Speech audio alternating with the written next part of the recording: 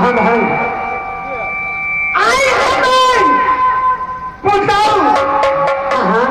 हमार पुताऊ आई बाबा इनार पर पानी मिल गए है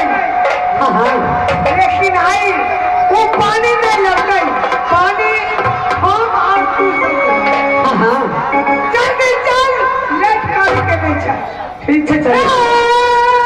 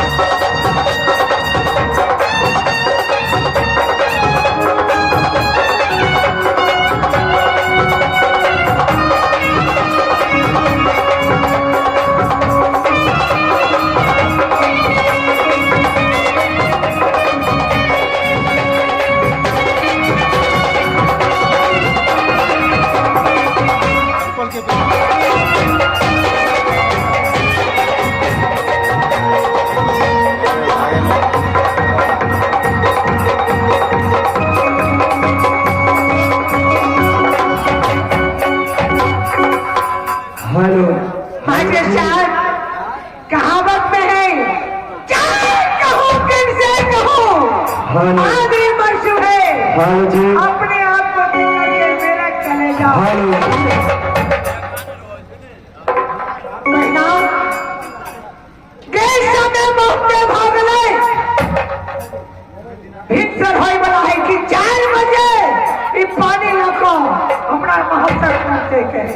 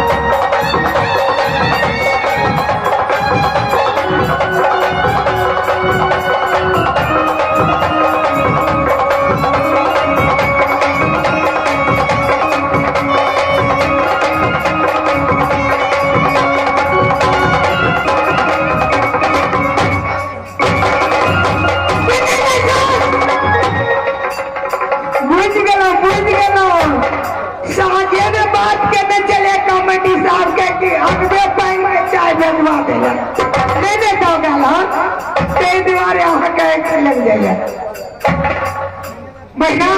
बहुत समय हो गए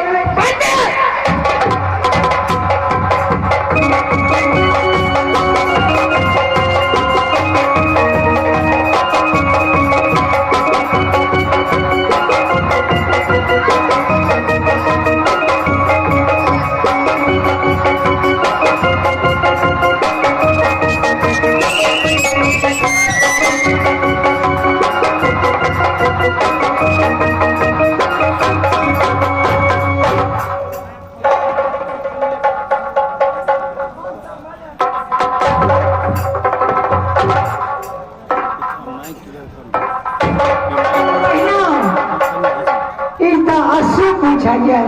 हाँ बाप ये जे पानी लावल जाए हाँ हाँ इंडिया के नजर पर दे भस गया जेने बाँझ भस के हमू सब बांध लगा हम देबै अरे लोग हम जेबै चल गए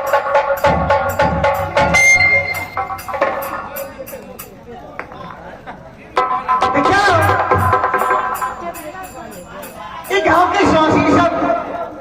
पानी लगाई छलखिन हिनकरा सबके हमरा पर नजर पड़ गए हिनकर सबके कहला मिले कि हम बाँझिन के देखे लो हमर यात्रा भगत हो गए से नहीं तैयारी ई सब अपन अपन लिखल होइ छै ई सब हमरा बाँझिन के नाम ध देलखिन है और बाँझिन कहि रहल छथिन से नहीं तराई अगर राजा साहब एथिन कहीं तो उनका से सारा बात कहबै कि या तो हुनकरे सबके राखू रे राज में या चाहे हम ही रह पाए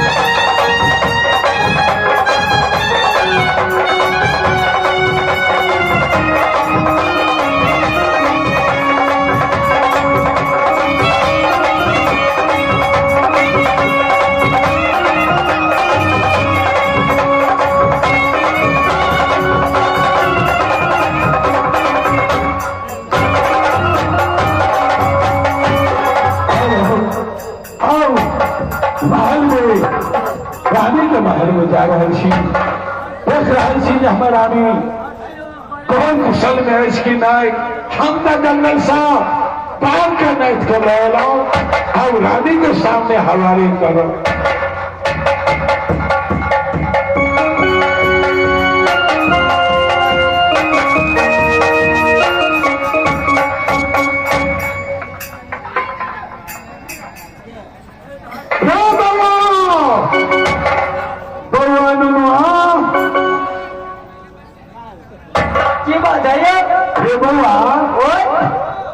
महल में तब पहुंच गयो हाँ लेकिन रानी के नहीं देखे छी